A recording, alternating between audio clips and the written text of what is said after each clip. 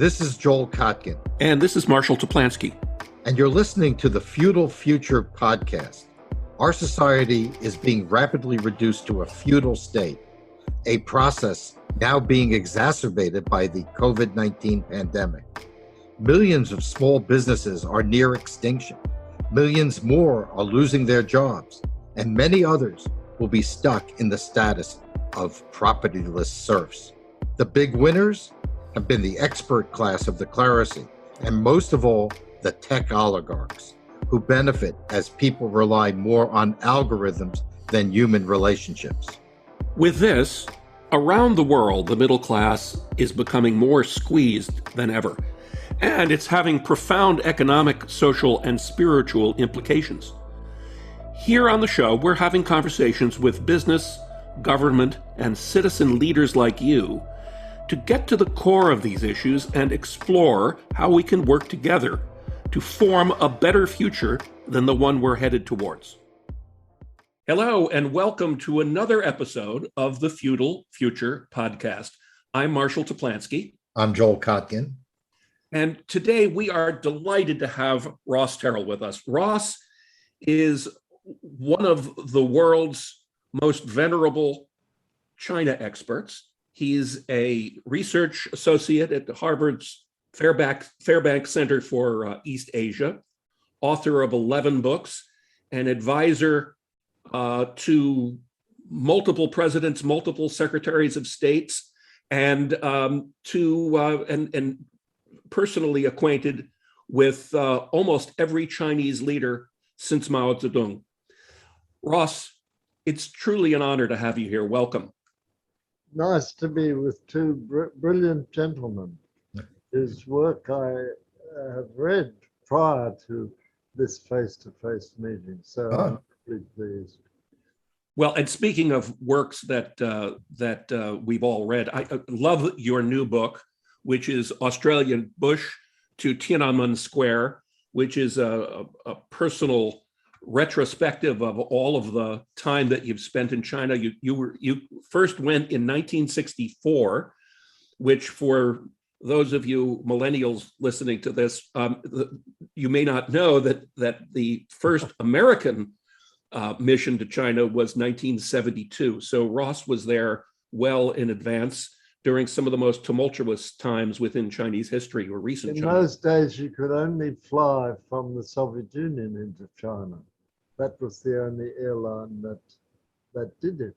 And as an Australian citizen, I had to get permission from the Australian government to even apply for a Chinese visa. China was radioactive. And then the Chinese were treating visas like precious stones, and they still do that as a way of manipulating the world. Well, and your book, by the way, I would recommend it to anyone who really wants to have an intimate knowledge, a personal history of China. It talks about that visa process and how convoluted it was. It's just amazing that you actually made it. When you're young, you're industrious and you're ambitious and you put up with many things. And one of the things you don't put up with is no. And Chinese diplomats all over East Europe denied me a visa by not granting it. That's the Chinese way. But in the last stop in Warsaw, I was very aggressive and I said, could I speak to a senior official? And one came out, 2 cups of tea, and next morning my visa was there. Well, it's been a long road, and you think about how much progress China has made and where it is today, and of course, what's on everybody's lips at the moment is Afghanistan, and perhaps the twilighting of the American empire. And we'd love to know your thoughts about how this Afghanistan misadventure is playing out in China. What's China likely to do about it, if anything, and how you see things evolving? And what are the risks that China faces with a Islamic regime right next door? And an Islamic mini population of their own within China's borders. It's not reported much here, but China doesn't like that Turkey and Uzbekistan and others are sympathetic to the fellow Turkic peoples who live in Western China. And the Chinese have no conception of religious pluralism. They say we want a Chinese Islam, that's fine. Well, there's no Chinese Christianity and there's no Chinese Islam. Individuals, when they're free, make their own choice. But China's got a huge task on its agenda. Xi Jinping has been very successful in economic growth, particularly, but half of China is inhabited by non-Chinese people. We say Han Chinese, that's the word for Chinese. And the rest are Uyghurs or Tibetans or Cantonese in Hong Kong, who are significantly different from North Chinese, not to speak of the Koreans up on the Korean border. And you have to sympathize with them. Running a country like this is not easy. Of course, it's made more difficult by the fact that China won't federalize. If China was a federation like India, China would be even better off than it is now. And, one of the things, speaking of that, in your book, you made the observation that when Deng Xiaoping made the decision to open the economy up in order to create greater prosperity for the Chinese people, that he was worried about keeping political control as prosperity grew. What if he were alive today, how do you think he would be viewing all of this and China's growth and kind of that balancing act of keeping political control today? And particularly the crackdown on tech. What? Yes, Joel? Yeah, no, I was just saying particularly the crackdown on tech, which has really roiled the global markets. Like crackdown on the technology companies in China. Well, that's a parable of the whole situation, Joel. I have a dear friend in Beijing. I've known him for years, though he's only in his 30s. And he resigned from a state-owned firm because he didn't like the bureaucracy. And he started with a newly formed technology company, half in Hong Kong, half in Beijing. And he's having a great time, or he was when I last saw him. I can't go there now. But he said to me, Joel, that the government keeps saying we want small business. But when the small business becomes large, they get scared. Is it the government gets scared or the people in the small business get scared? Both. Both. But the economic power of the newly large business must scare them, must scare the politicians. Well, the extreme example is Jack Ma. Is extreme because he was so successful. And it was a boon for China. He started this immense online emporium for the Chinese people, and they liked it, and he furthered the technological sophistication which you see among young people in China. They don't fuss about Black Lives Matter or better deal for women. They should do that, but they don't. But their preoccupation is to control Jack Ma, the head of Alibaba. And Jack last year said, look, if the banks don't reform themselves, we're going to have to change the banks. That was though privately uttered, that was the trigger for Xi's track down on Jack Right, Ma. that basically, that Alibaba and Alipay in particular were challenges to the financial system of China, and that needed to be controlled. That was kind of the premise, right? And the limits are there all the time. If it's not Jack Ma, it's someone else, and it's a tragedy because the Chinese people are very talented, and they've shown that when the government gets out of the way. And they had years under Mao where their energies and their talent was restrained, and now the floodgates under Deng Xiaoping, they emerged. But if Deng came back today, he'd be regarded as too timid, because he said China ought to bide its time. We shouldn't throw our weight around. Well, Xi Jinping would not tolerate either of those statements. And people say, is Xi Jinping another Mao? No, he's not another Mao. But he does want to differentiate himself from Deng Xiaoping. It's true in Chinese history, they have to criticize their immediate predecessors. And that was done. He said in a relaxed moment in Moscow, Deng Xiaoping led an important reform. Really, it was burying Maoism without admitting it. But he left me with the problems. Now, indiscreet as that remark was, there's some truth in it, because Deng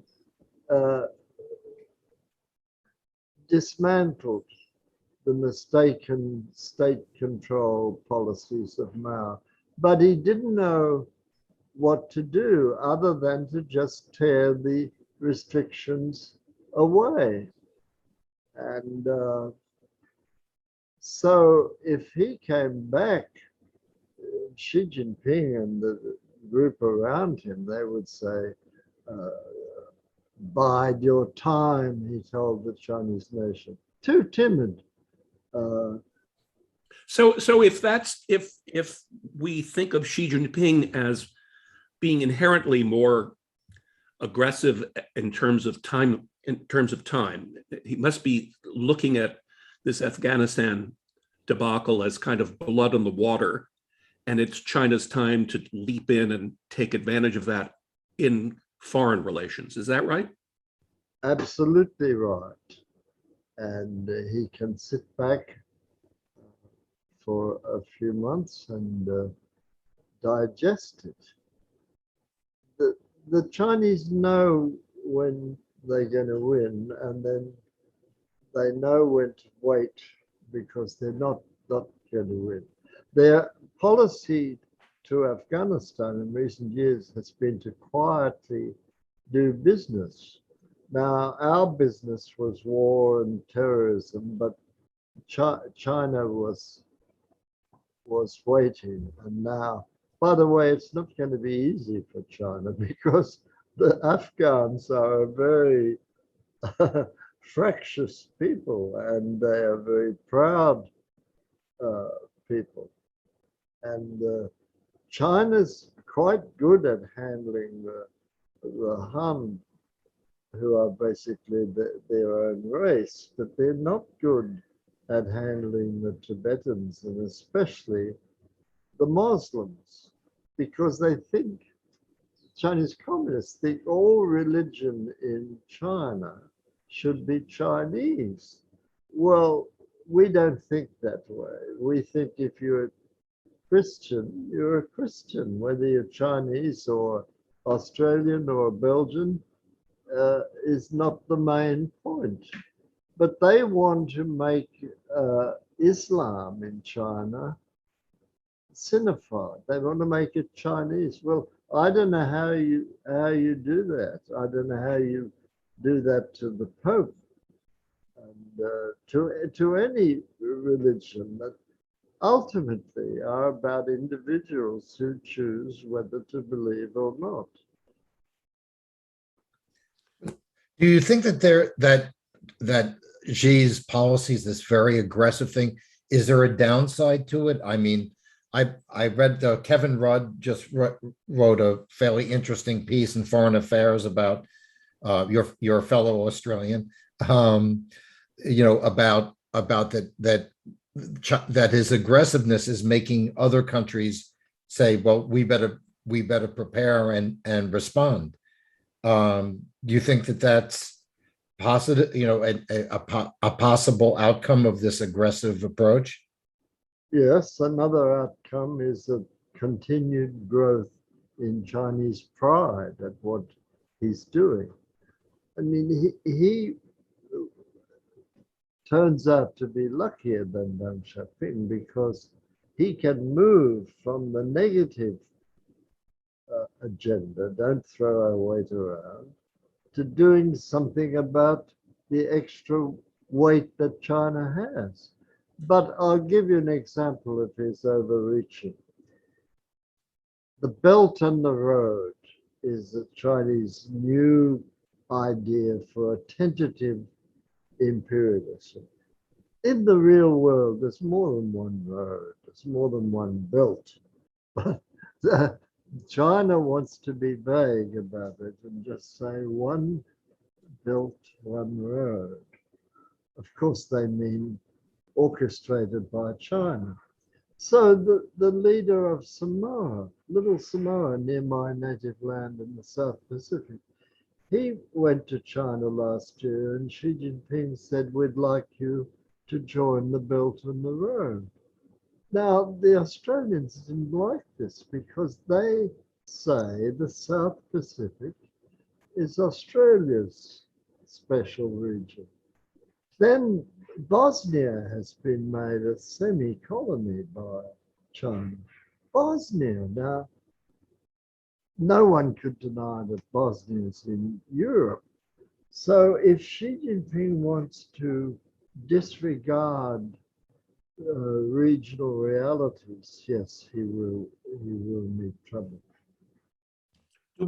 So building on that, and building on what appear to be Xi's more aggressive tendencies, should we expect more military adventurism on the part of China over the next couple of years? If they think they can get away with it, yes. But when they are not sure that they can, they simply wait. So that what about Taiwan? That brings up the Taiwan question. What do you think?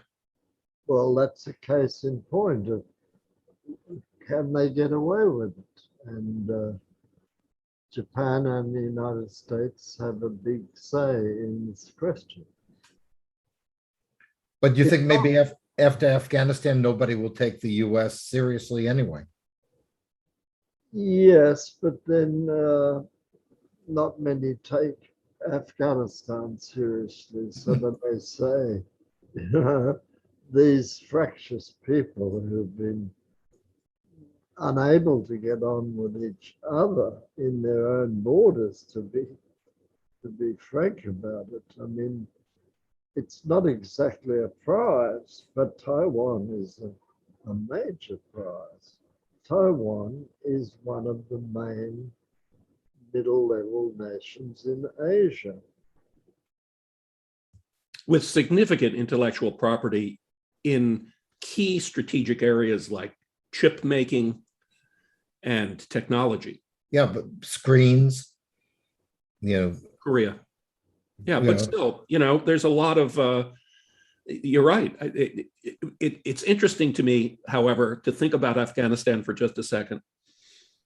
I have been told, and don't know this for a fact, but I've been told that Afghanistan actually is blessed with a tremendous amount of lithium.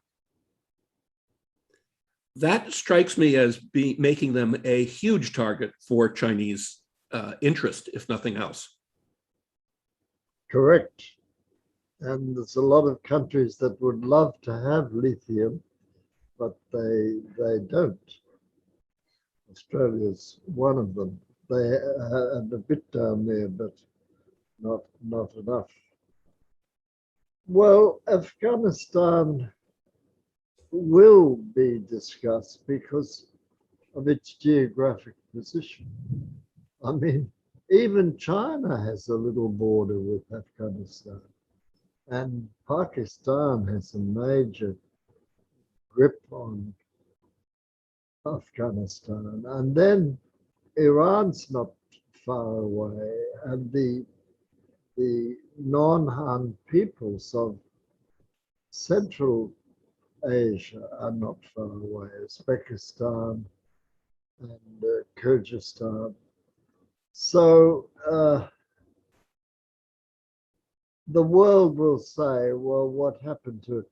I don't think it's going to be easy for the world, however, to say that Biden did the wrong thing, because the Afghans by themselves or the Afghans under the Taliban are not likely to be a big success. Right. It's one thing to be the world's poster child for guerrilla warfare, but it's another to actually be a successful state. But is China concerned about the exportation of terrorism into its, particularly into its Muslim areas? Wouldn't a greater engagement with Afghanistan make that a risk?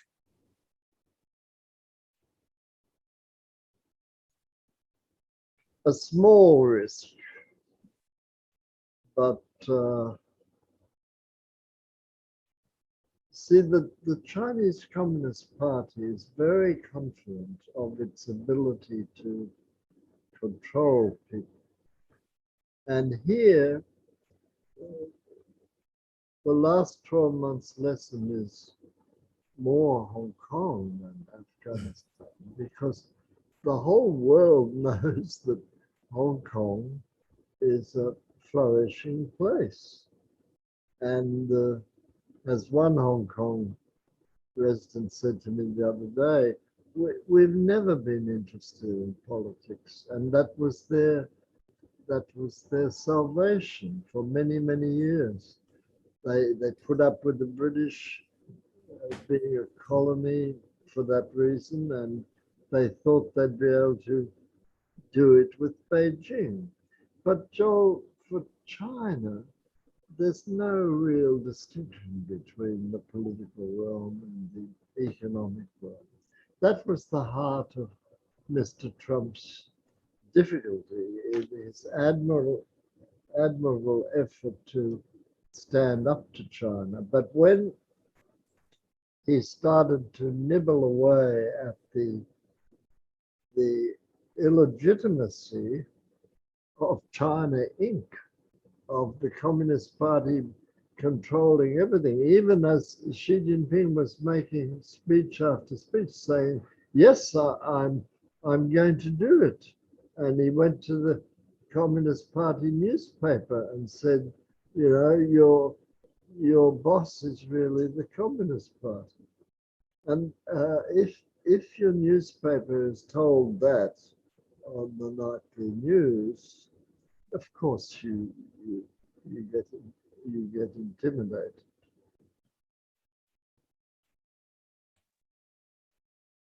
But he's got reason to flex his muscles. I mean, passing Japan and becoming the #2 economy in the world is no mean achievement. Well, and thinking about that for a moment, since China now does occupy the #2 position in world economics. Does that mean that China will be more responsive to or beholden to capital markets worldwide? Or does They China already think they are. can kind of be They independent? already are. There's no question that they know in the Politburo that China's success has been due to the US-led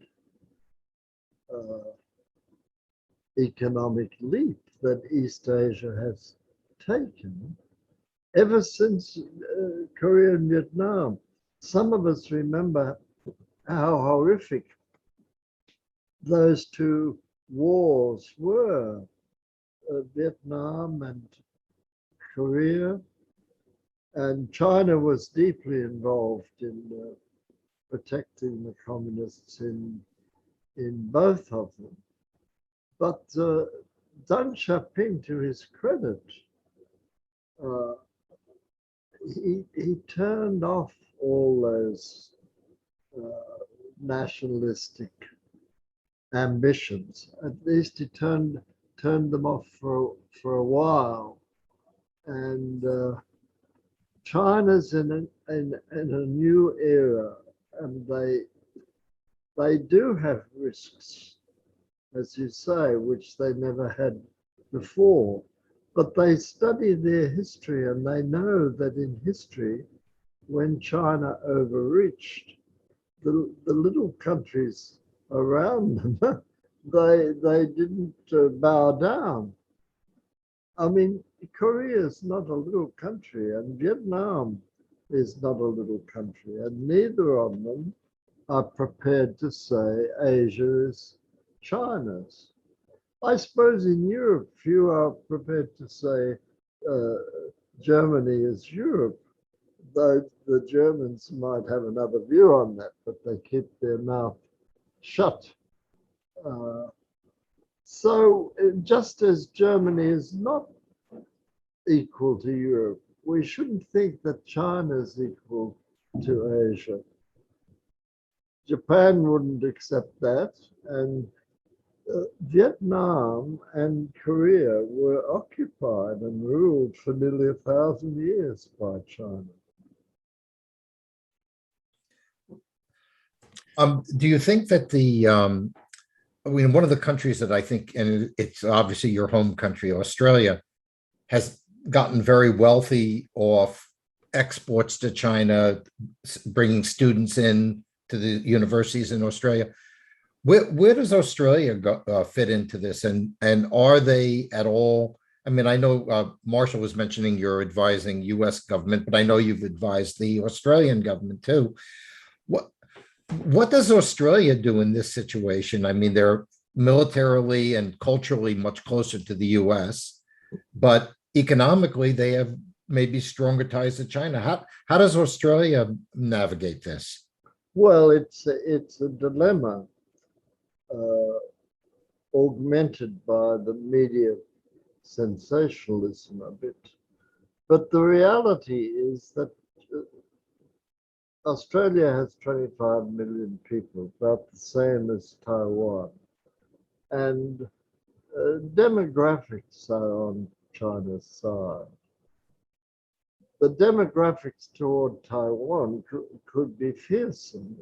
They've only got to encourage, in quote marks, encourage young ladies in Taiwan, in China, to go to Taiwan and marry a Chinese man.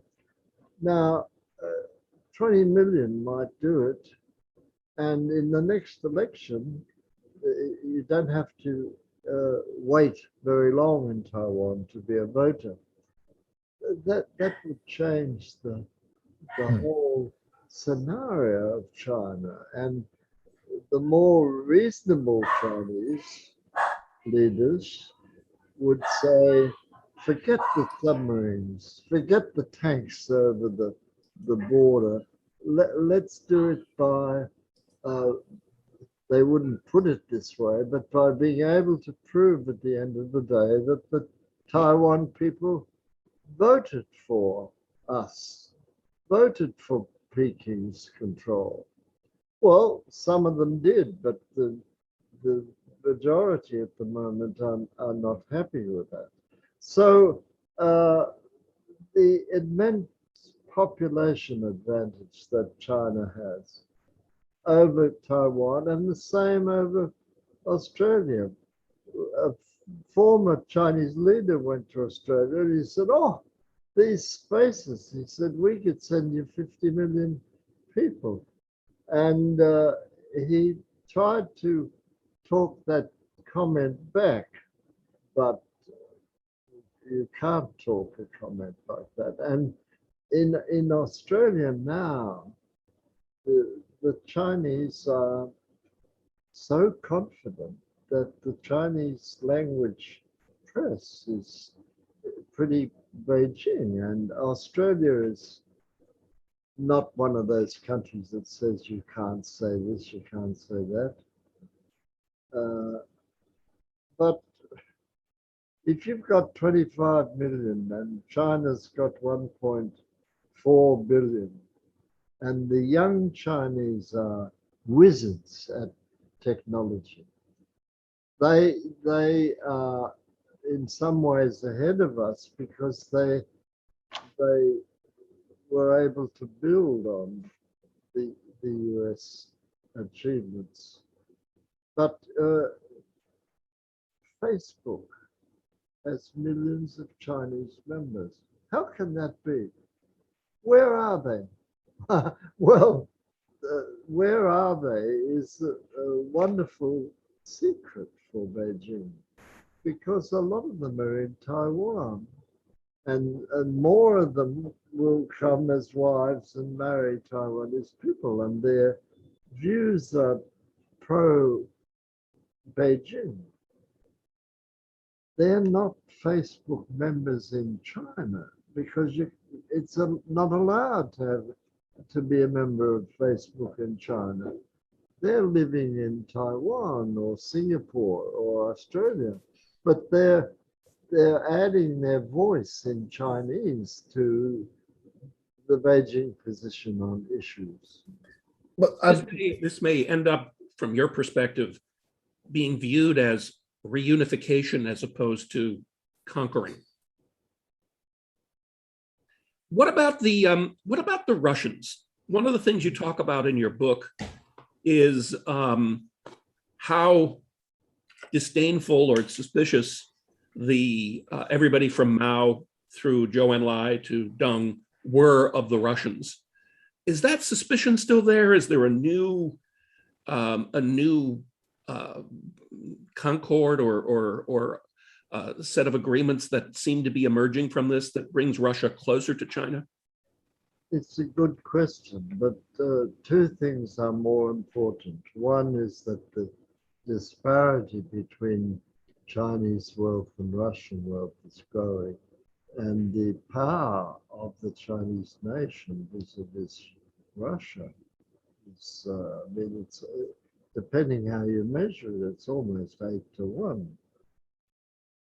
And this was never true. I mean, Mao had grievances against China. And he said, you know, the Russians took nearly 1 million kilometers from us in history, and we haven't presented the bill for that. Now, they don't, under Deng, they never liked to admit it. They even fudged the question when they were asked if Mao said it. Well, he did say it. And in those days, when I went there in the 50s, any appeal to anti-colonialism was popular. And they were supposed to worship the Russians, but they didn't really because of this history. Now,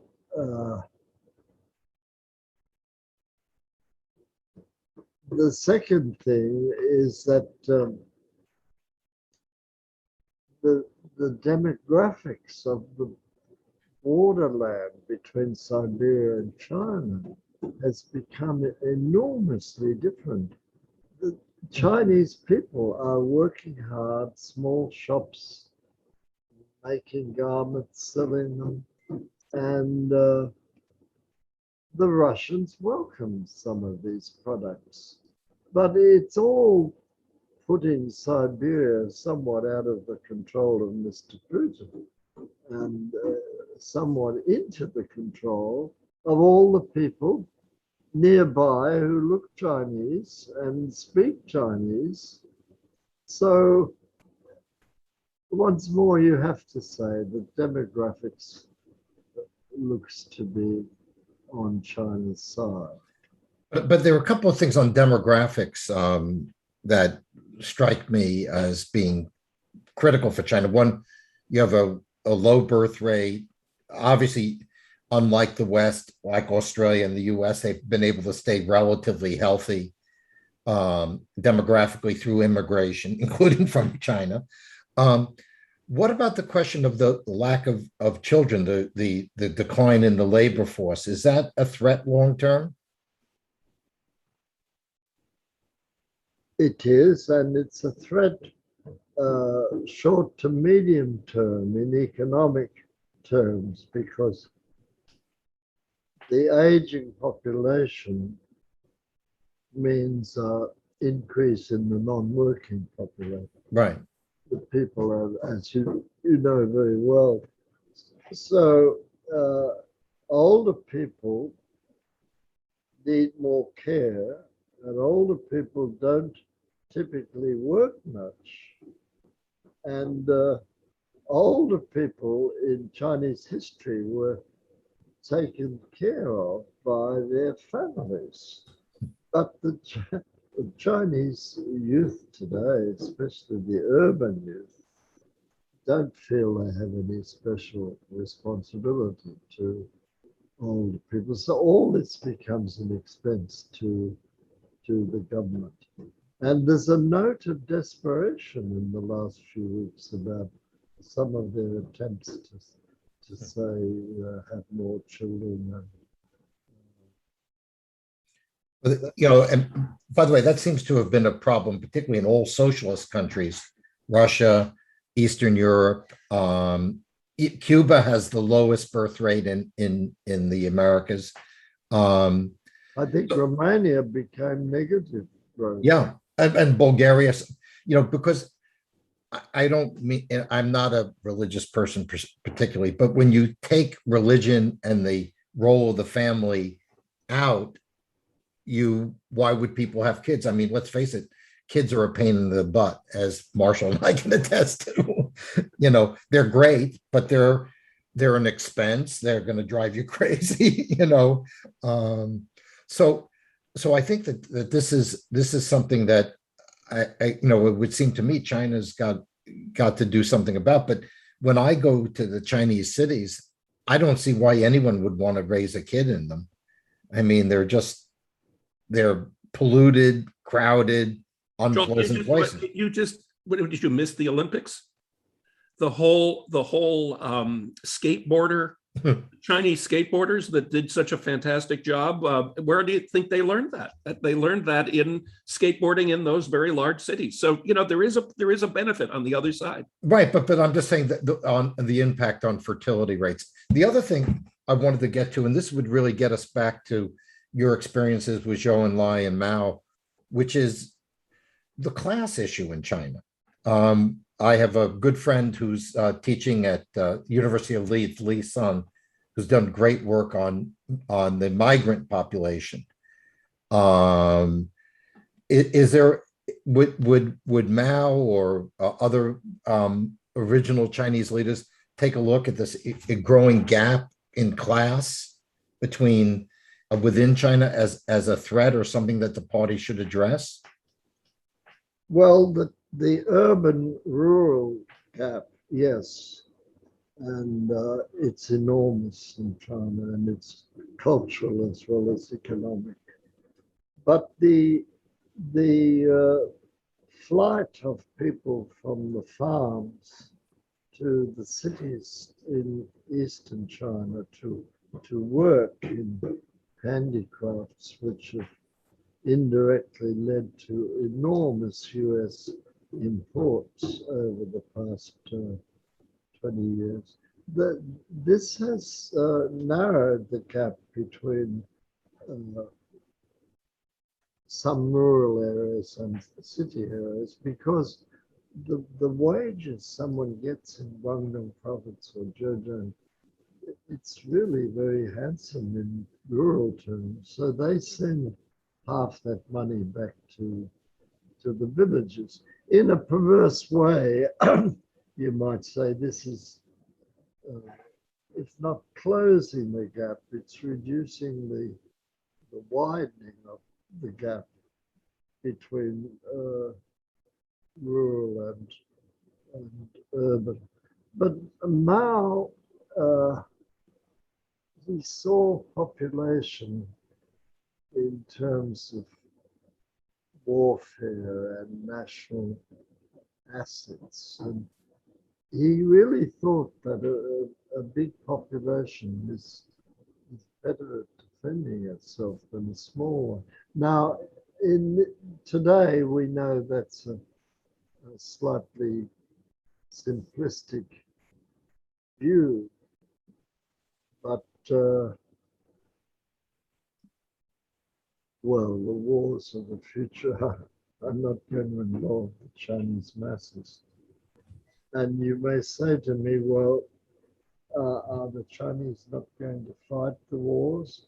Well, they've been burnt, and since the US got burnt, China got burnt in Vietnam. And there's a great memory of Deng's mistake in Vietnam, because it was a standoff at best for the Chinese. And they thought, in fact, one of Mao's relatives told me as the war was beginning, we've got to teach Vietnam a lesson. That's the way they talk about Vietnamese. Well, China got got a lesson too, and I doubt that the Chinese armies are going to go here and to go there. I think the thing we have to fear about China is the technology and the growth of their navy. And our own navy is not as robust as it should be, and the Chinese are putting all their eggs in the naval basket.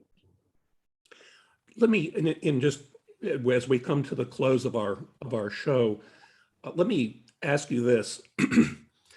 Do you envision the nature of the competition, China and the West, specifically the US, being largely around technology and science going forward, or do you see it in different terms?